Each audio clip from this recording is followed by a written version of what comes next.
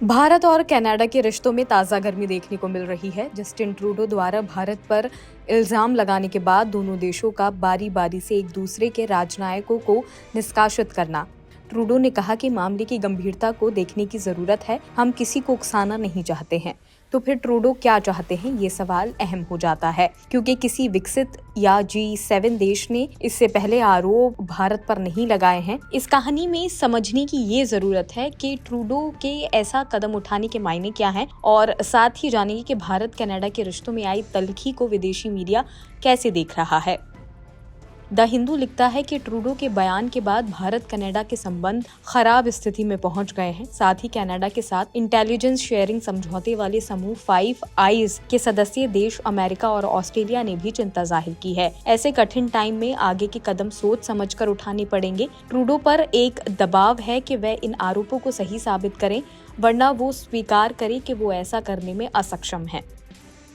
वहीं the New York time लिखता है, इस रिपोर्ट में कनाडा के आरोपों को तोप के गोलों की तरह बताया गया है। अगर निज्जर की हत्या के पीछे भारत का हाथ निकला तो ये भारतीय सुरक्षा एजेंसियों के लिए शर्मनाक स्थिति होगी। भारत की खुफिया एजेंसी रॉ पर पहले भी दूसरे देशों में जाकर हत्या करने की साजिश के आरोप लगते रहे हैं। हालांकि अखबार ने सुरक्षा पर भी सवाल उठाए हैं। वहीं रिपोर्ट में खालिस्तानी आंदोलन 1980 के दौर में हिंसक होने, स्वर्ण मंदिर पर उग्रवादियों के कब्जे और इंदिरा गांधी के सैन्य कार्रवाई के फैसले का भी जिक्र किया गया है।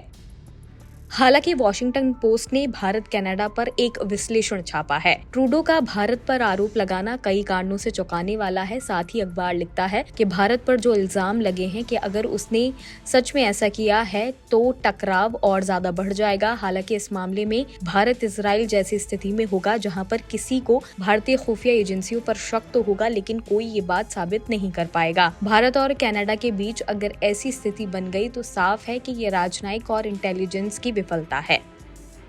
आखिर जिस निज्जर को लेकर भारत और कनाडा में विवाद पैदा हुआ वो कौन था? खालिस्तानी आतंकी निज्जर टाइगर फोर्स का प्रमुख था। वो कई साल से कनाडा में रह रहा था और वहीं से भारत के खिलाफ आतंकवाद को हवा दे रहा था। खुफिया सूत्रों के मुताबिक निज्जर भारतीय जांच एजेंसियों के लिए पिछले 1 साल में इसलिए और भी ज्यादा बड़ा सरदर्द बन गया क्योंकि उसने लॉरेंस बिश्नोई गैंग के गुर्गों को विदेशों में लॉजिस्टिक और पैसा मुहैया करवाना शुरू कर दिया था। उसकी इन सभी भारत विरोधी गतिविधियों को लेकर केंद्र सरकार चिंतित थी।